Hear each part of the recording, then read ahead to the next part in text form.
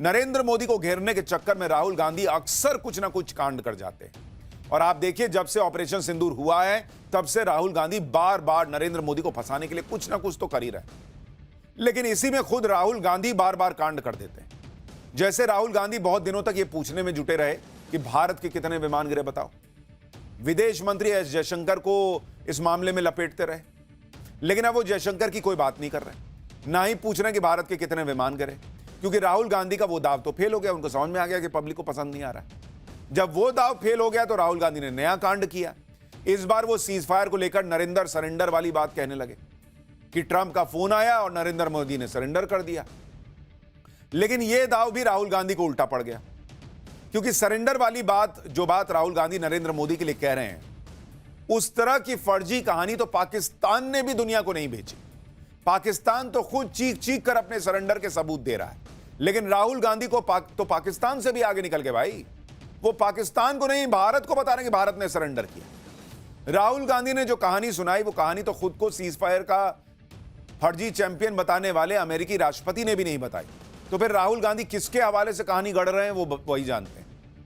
अब अमेरिका या पाकिस्तान में तो राहुल गांधी को चुनाव लड़ना नहीं, चुनाव तो उनको भारत में ही लड़ना होगा।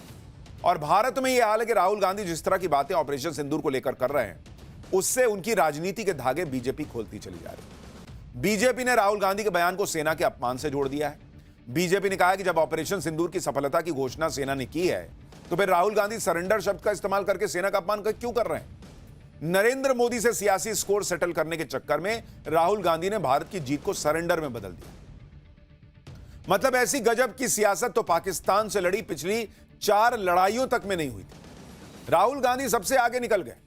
राहुल गांधी को आज बीजेपी ने कैसे घेरा, कांग्रेस ने कैसे पलटवार किया, राहुल गांधी का नाम कैसे पाकिस्तान में चमक रहा है, बीजेपी ने कैसे राहुल गांधी के सरेंडर की लिस्ट निकाल दी, पाकिस्तान में राहुल गांधी का डंका कैसे बज रहा है, ये सब आज आपको दिखाऊंगा।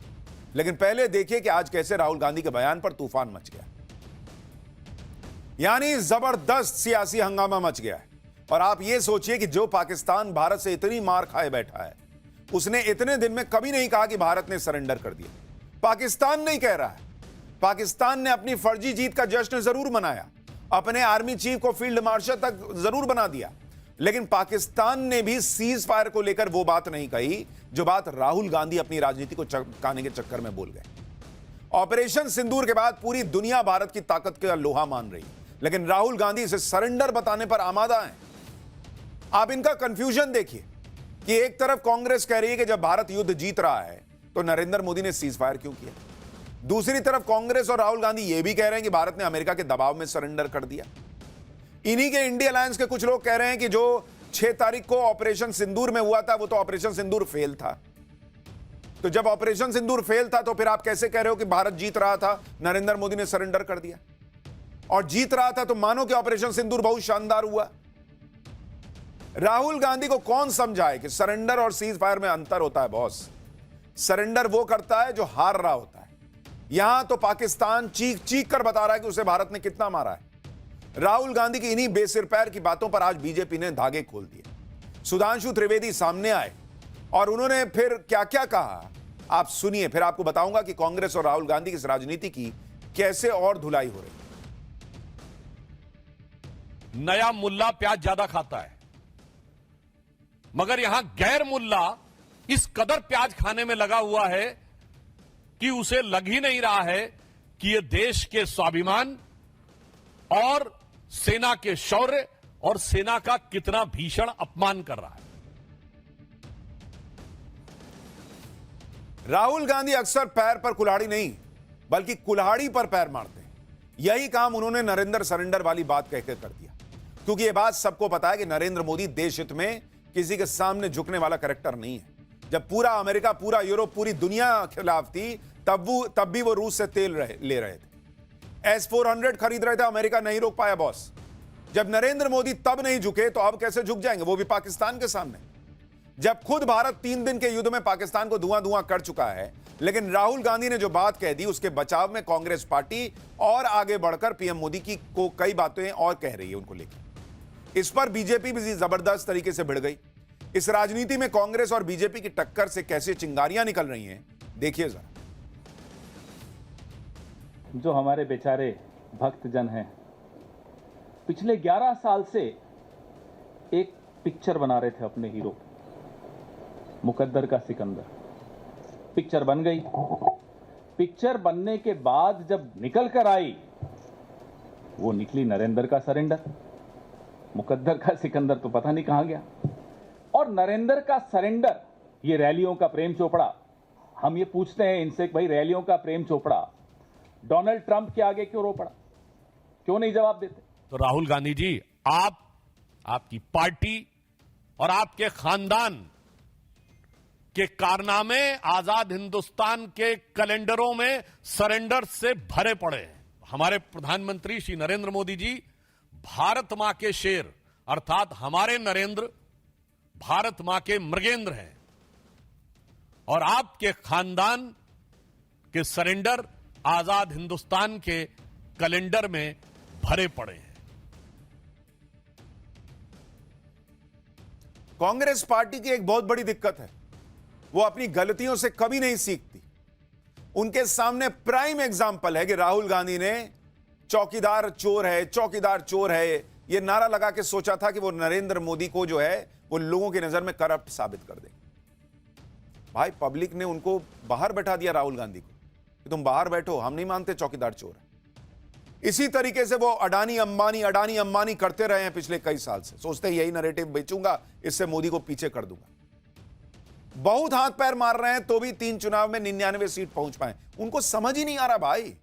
किसी ने कान में बोल दिया कि एक ही बात बार बार बोलोगे तो पब्लिक मान लेगी, लेकिन बॉस आपकी क्रेडिबिलिटी भी तो होनी चाहिए कि आप जो बोलते हैं वो सच्ची बात है।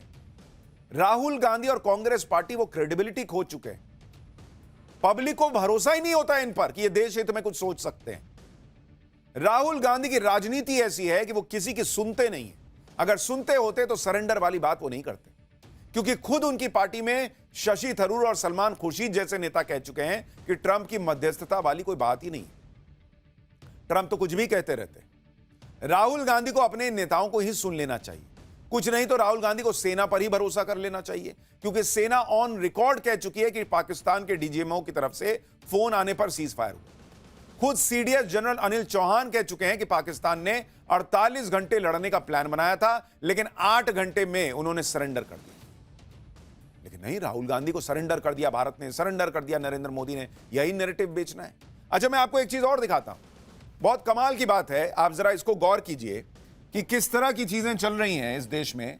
जो ऑपरेशन सिंदूर हुआ, आप देखिए कि जो ऑपरेशन सिंदूर हुआ वो 6 मई को हुआ। 6 और 7 मई के बीच में रात में ऑपरेशन सिंदूर होता है, यह सबको पता है।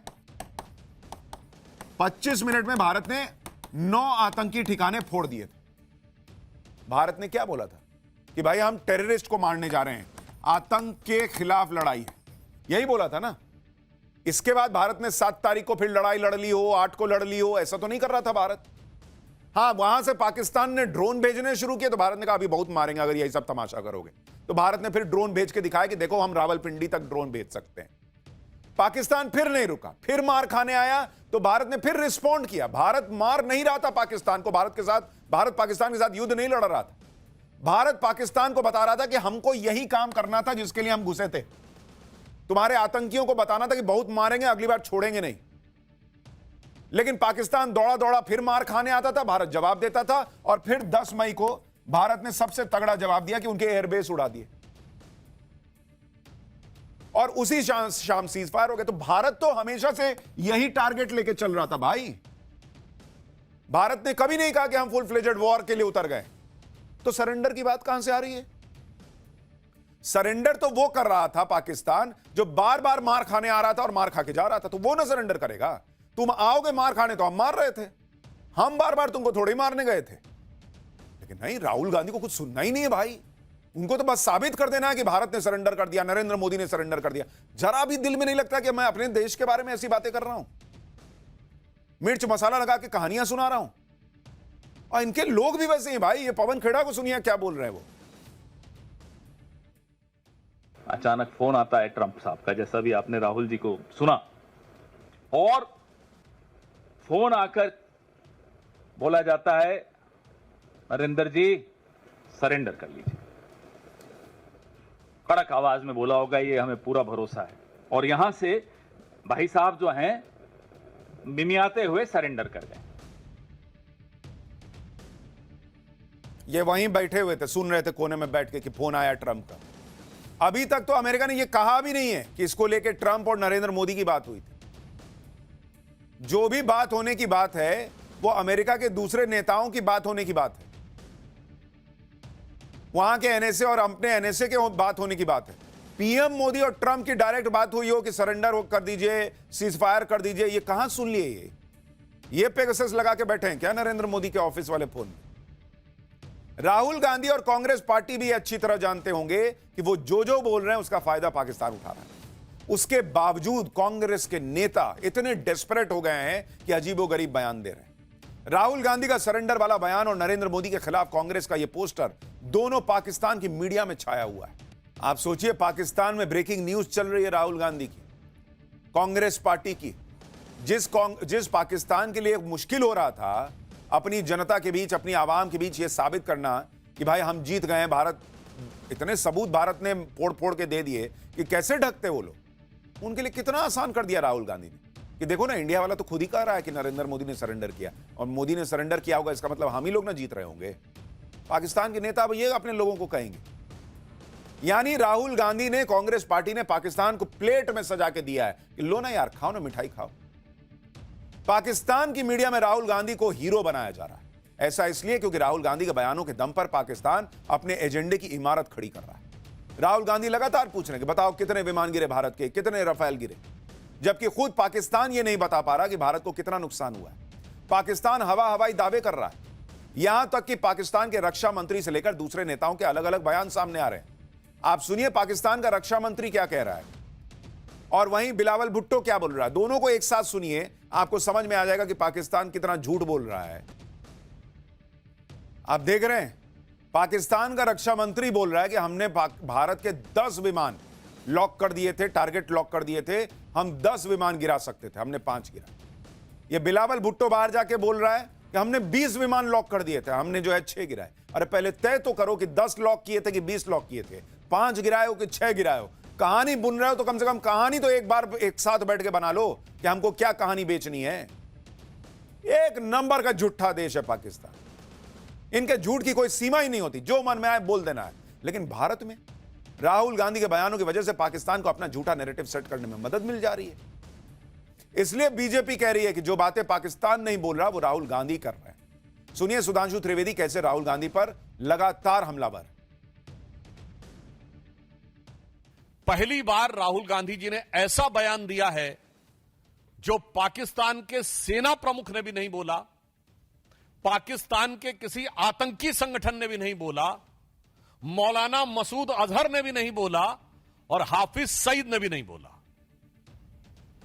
इसमें से किसी ने यह शब्द नहीं बोला है कि भारत ने सरेंडर किया है, बल्कि उन लोगों ने अपनी अपनी तकलीफों का इजहार गाहे बगाहे किया है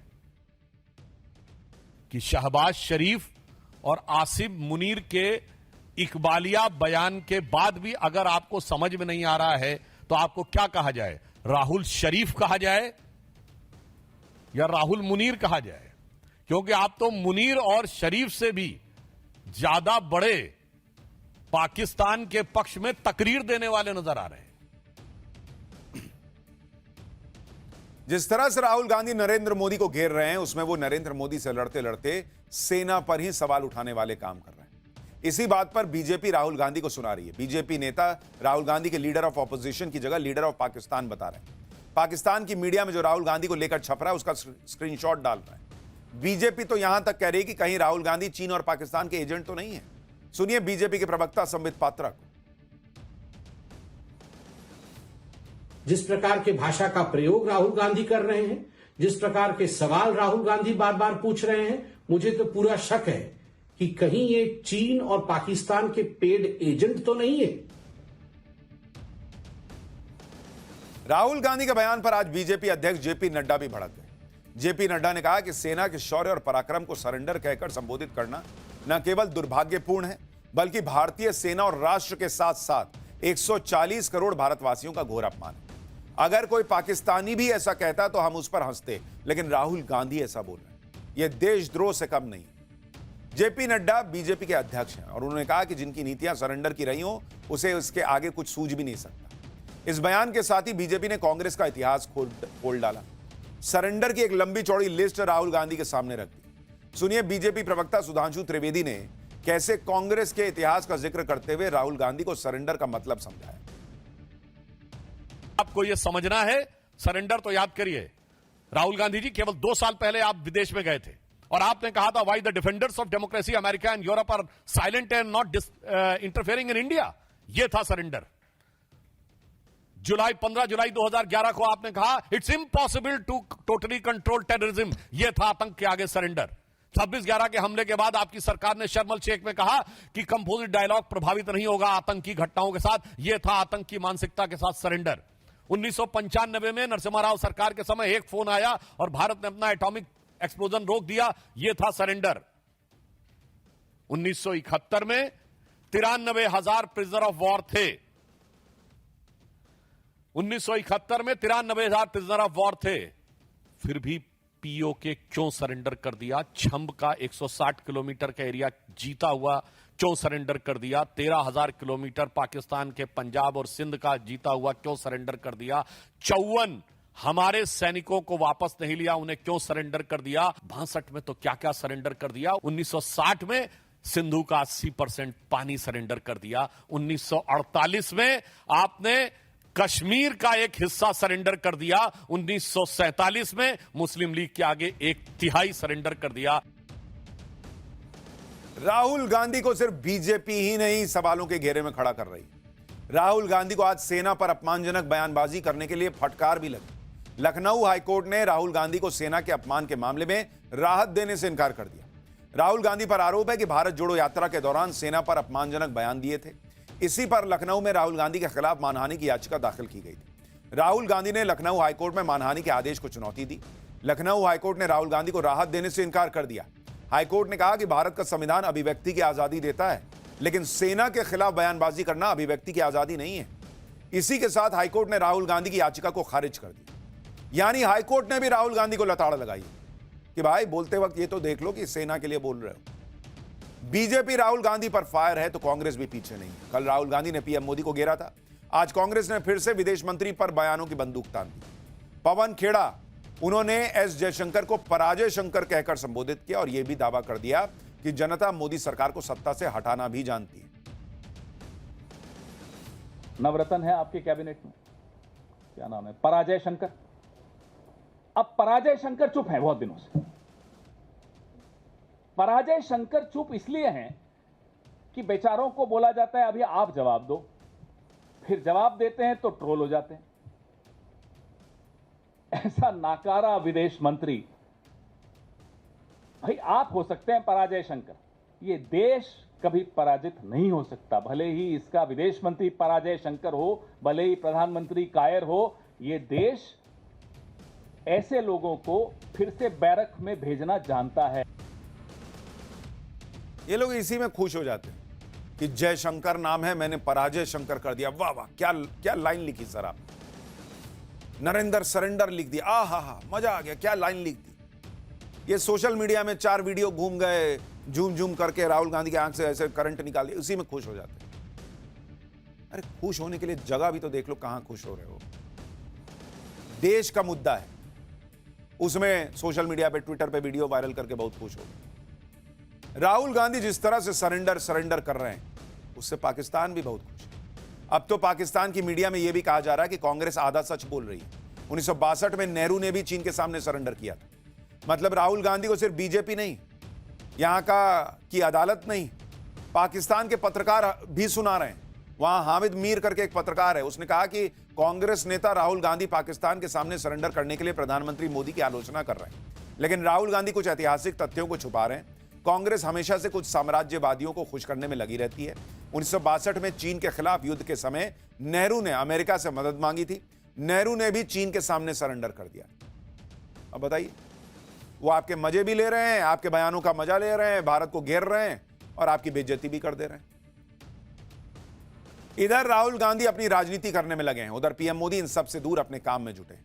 आज पीएम मोदी ने गृह मंत्री अमित शाह और रक्षा मंत्री राजनाथ सिंह से मुलाकात की। विदेश मंत्री एस जयशंकर और सीडीएस जनरल अनिल चौहान भी पीएम मोदी से मिले हैं। इसके अलावा ऑपरेशन सिंदूर के बाद आज मंत्री परिषद की भी पहली बैठक हुई है। इन बैक टू बैक मीटिंग्स में ऑपरेशन सिंदूर पर भी चर्चा हुई होगी।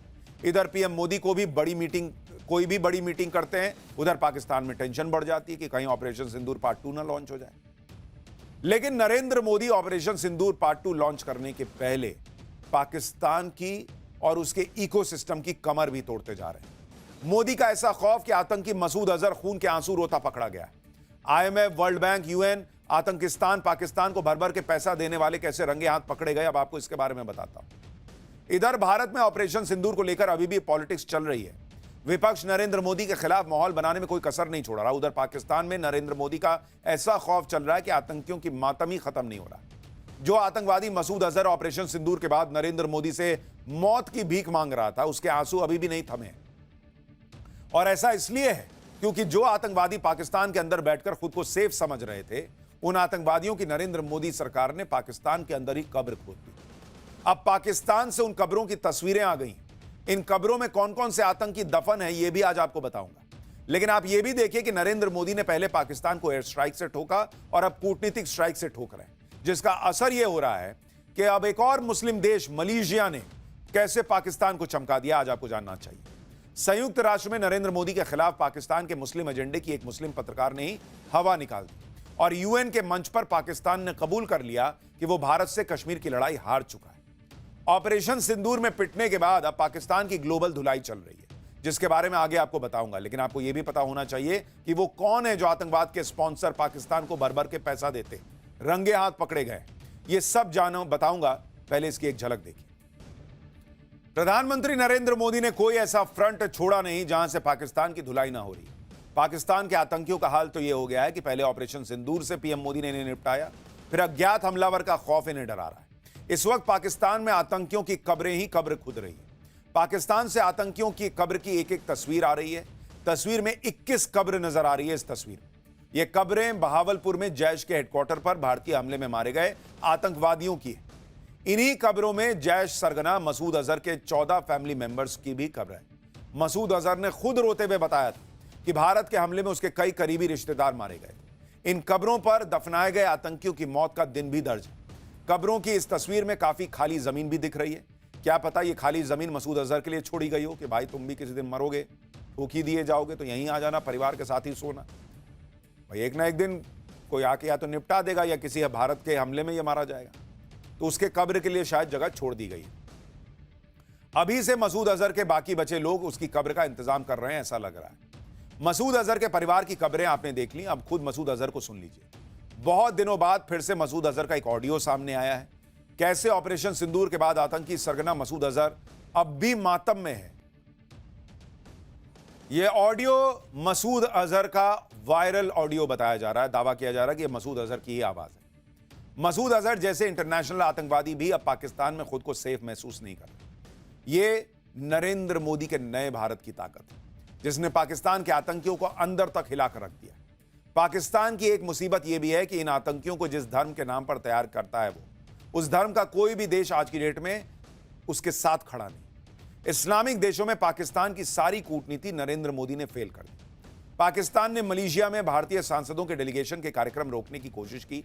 पाकिस्तान के दूतावास ने मलेशिया को कश्मीर मसले के संयुक्त राष्ट्र में होने का हवाला दिया था। मलेशिया की सरकार से कहा था कि हम भी इस्लामिक देश हैं, आप भी इस्लामिक देश हैं, इसलिए भारतीय डेलीगेशन की बात ना सुने।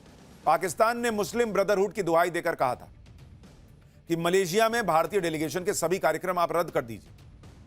लेकिन मलेशिया की सरकार ने पाकिस्तानी दूतावास के अधिकारियों की तगड़ी क्लास लगा दी और उसके बाद मलेशिया ने भारतीय डेलीगेशन का जबरदस्त स्वागत भी किया।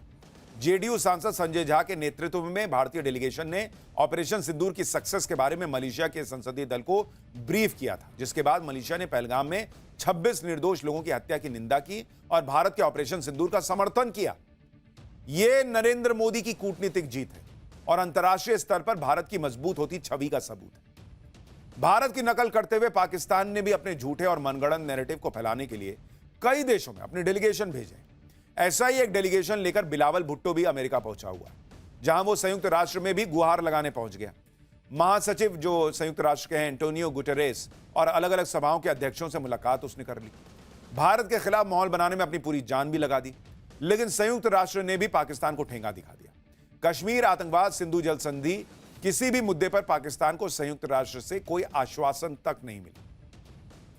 पाकिस्तान ने आखिरकार कबूल कर लिया है कि नरेंद्र मोदी की कूटनीति ने पाकिस्तान की कश्मीर वाली हसरत पर ग्रहण लगा दिया है।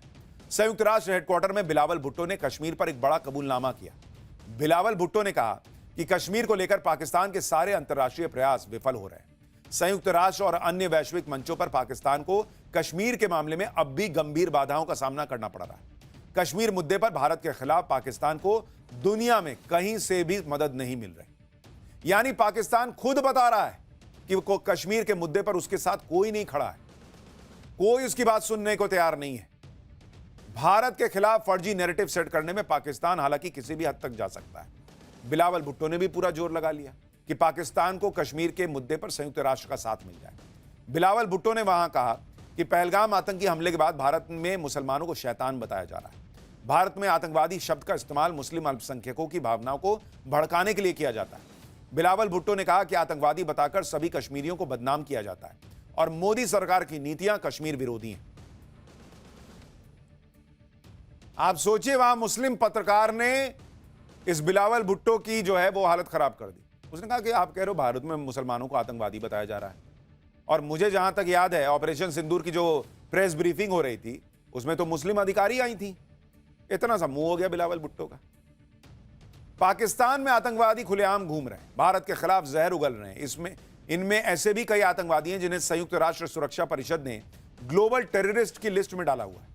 लेकिन अब ग्लोबल संस्थाओं के सड़े गले सिस्टम का हाल भी देखिए कि अब उसी संयुक्त राष्ट्र सुरक्षा परिषद ने पाकिस्तान को अफगानिस्तान में आतंकवाद रोकने की जिम्मेदारी सौंप दी है। यह डबल स्टैंडर्ड नहीं है यूएनएससी का।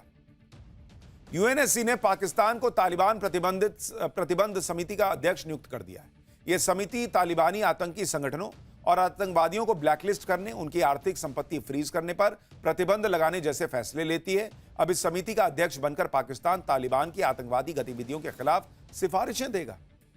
आप बताइए, आप मतलब ये कहा जा रहा है कि चोर से कहा जा रहा है कि तुम मोहल्ले में जो है कौन कौन चोर है इसको ढूंढ के निकालोगे। अरे वो तो खुद चोर है भाई। या तो उनका लॉजिक ये है कि भाई जैसे क्लास में जो सबसे बदमाश लड़का उसको मॉनिटर बना दो, लेकिन ये कोई तरीका नहीं होता ना इंटरनेशनल लेवल पे कि जो आतंक फैला रहा है उसको आप कह रहे हैं कि तुम आतंक के खिलाफ कार्रवाई में आ जाओ। मतलब मजाक चल रहा है क्या?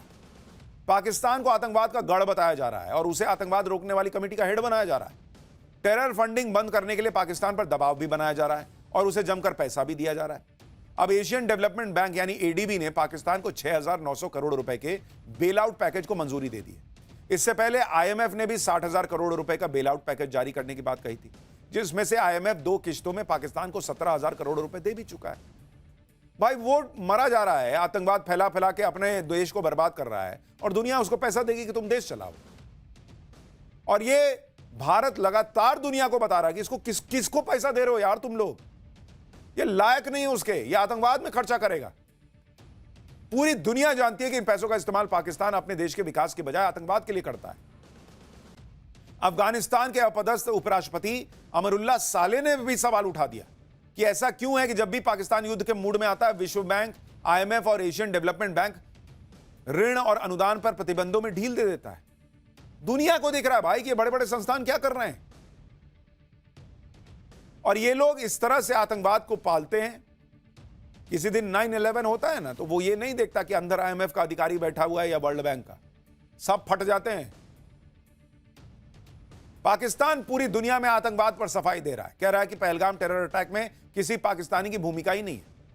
लेकिन उसके झूठ की पोल तो खुद पहलगाम अटैक का मास्टरमाइंड सैफुल्लाह कसूरी खोल रहा है, जिसका एक और वीडियो सामने आ गया है जो पहलगाम अटैक से ठीक पहले का है, जिसमें सैफुल्लाह कह रहा था कि कश्मीर में बहुत जल्द कुछ बड़ा होने वाला है। सुनिए आप उसको।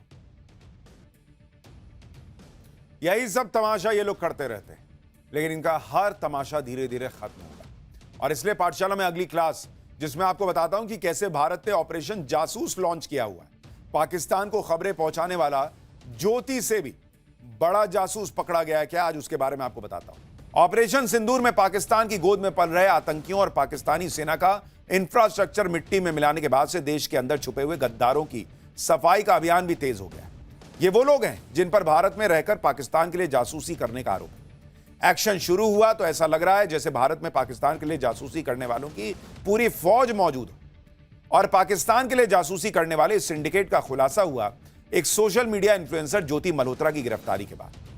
पाकिस्तानी जासूस ज्योति मल्होत्रा फिलहाल जेल की सलाखों के पीछे, लेकिन ज्योति मल्होत्रा से पूछताछ और उसके पास मिले डेटा की जांच में पाकिस्तानी जासूसों के पूरे नेटवर्क के धागे खुलने लगे।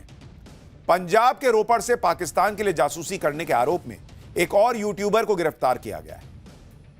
पाकिस्तान के इस जासूस का नाम जसबीर सिंह बताया जा रहा है, जिस पर जासूसी का आरोप है। जसबीर सिंह को आज कोर्ट में पेश किया गया। कोर्ट ने उसे 3 दिन की पुलिस रिमांड में भेज दिया है। आज पाठशाला में पाकिस्तान को खबरें पहुंचाने वाले इस जासूस की भी पूरी कुंडली खोलेंगे। साथ ही यह भी बताएंगे कि पकड़े गए जासूस का ज्योति मल्होत्रा और पाक उच्चायोग से निकाले गए आईएसआई एजेंट दानिश से क्या कनेक्शन है। भारत में पाकिस्तान के जासूसी सिंडिकेट पर ऐसे खुलासे होंगे कि आप शॉक्ड रह जाएंगे। लेकिन जो ऑपरेशन जासूस चल रहा है उसकी एक झलक देखिए। पाकिस्तान के लिए जासूसी करने के आरोपी जसबीर सिंह की पूरी कुंडली और ज्योति मल्होत्रा के साथ कनेक्शन के सबूत भी आपको दिखाऊंगा। पहले इस तस्वीर को देखिए जो पाकिस्तान के जासूसी नेटवर्क की पूरी कहानी को डिकोड करने के लिए काफी है। इस तस्वीर में सबसे लेफ्ट में पाक उच्चायोग का पूर्व ऑफिसर और आईएसआई एजेंट दानिश नजर आ रहा है, जिस पर भारत में पाकिस्तान के लिए जासूसी नेटवर्क तैयार करने का आरोप है। दानिश के बगल में पाकिस्तान के लिए जासूसी करने का आरोप झेल रही और जेल में बंद ज्योति मल्होत्रा है। और तस्वीर के सबसे राइट साइड में या नीचे देखिए जसबीर सिंह नजर आ रहा है, जिसे पाकिस्तान के लिए जासूसी के आरोप में गिरफ्तार किया गया है। तस्वीर पाकिस्तान के नेशनल डे सेलिब्रेशन से ली गई है, जिसमें दानिश ने ज्योति मल्होत्रा और जसबीर सिंह को वीआईपी के तौर पर इनवाइट किया था। अब यह भी देखिए कि जांच में पाक जासूस ज्योति मल्होत्रा और जसबीर सिंह के बीच और क्या क्या कॉमन कनेक्शन मिला है। ज्योति मल्होत्रा की तरह जसबीर सिंह भी दानिश के जरिए जासूसी सिंडिकेट का हिस्सा बना, यह कहा जा रहा है। ज्योति और जसबीर दोनों को पाकिस्तान की खुफिया एजेंसी आईएसआई से फंडिंग मिलने का भी आरोप है।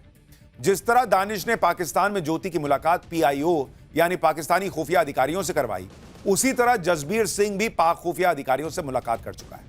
ज्योति मल्होत्रा के मोबाइल फोन में पाक के खुफिया अधिकारी शाकिर का नंबर मिला, जिसे ज्योति मल्होत्रा ने जट रंधावा नाम से सेव किया था। जसबीर सिंह भी इसी तरह पाक खुफिया अधिकारी के संपर्क में था। ज्योति मल्होत्रा और जसबीर सिंह दोनों एक साथ ब्लॉगर के तौर पर पाकिस्तान की यात्रा कर चुके हैं।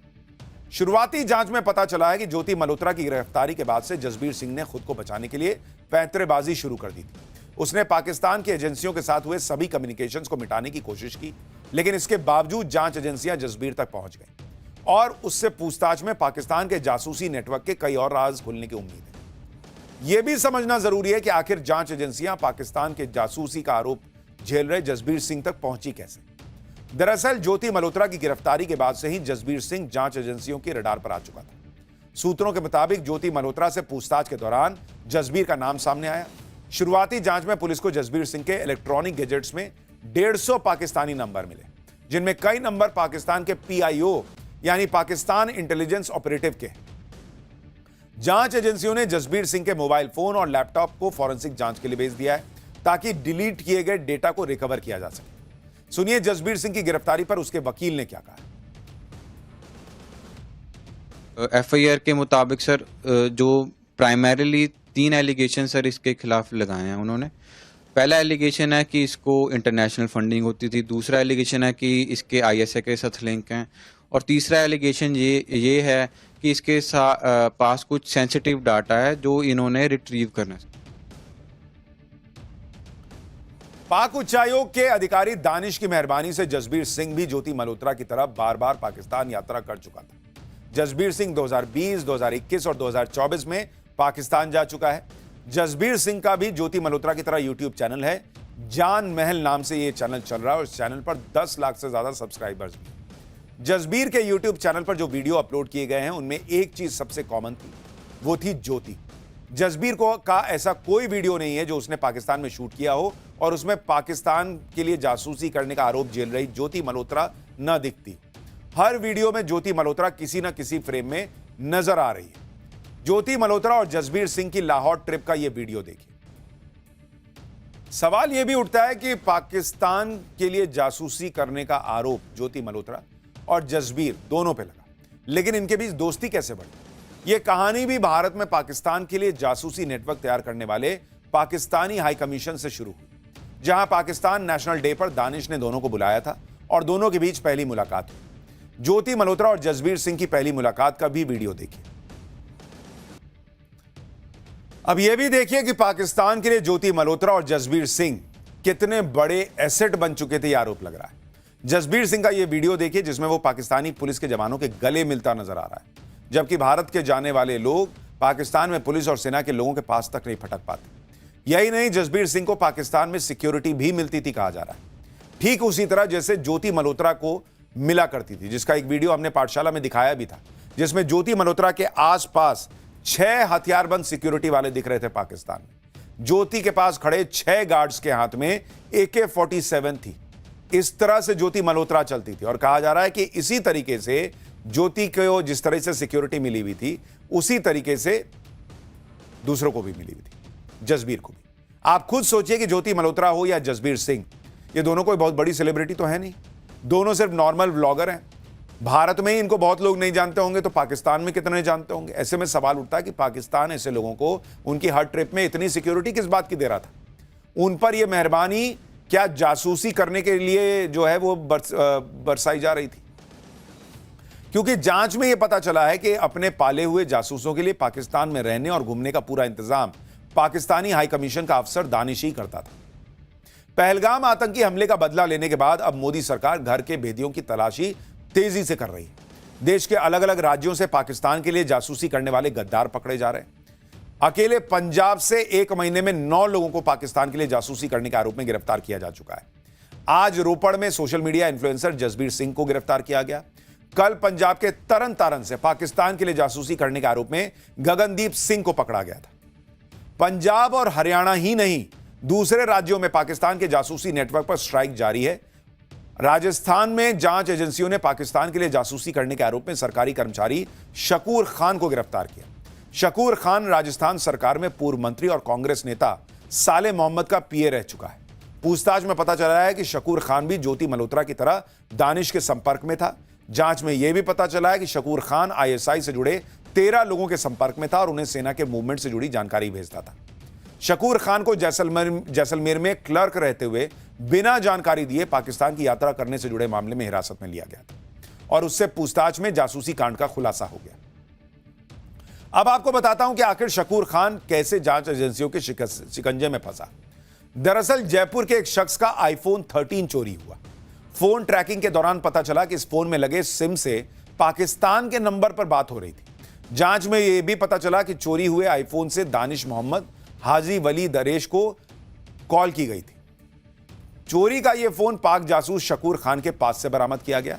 फोन में मिले व्हाट्सएप वीडियो से पता चला कि उसने भारत के धार्मिक स्थलों से जुड़े वीडियो भी पाकिस्तान भेजे थे। इसके बाद जांच एजेंसियों ने पाकिस्तान के जासूस शकूर खान को हिरासत में ले लिया और लंबी पूछताछ के बाद उसे गिरफ्तार कर लिया गया। तो यह सब कुछ भारत में चल रहा था। भारत में और कौन और कितने ऐसे नाग बैठे हैं जो भारत को ही डसना चाहते हैं, यह तो धीरे धीरे साफ हो रहा है। तो मुरली वाले हौसला का अनुभव भी इस बार धोखा दे गया और उनको सांप ने डस लिया। इसलिए आप तो कम से कम सांप को पकड़ने की खुद कोशिश मत कीजिएगा, ज्यादा चीता मत बनिएगा।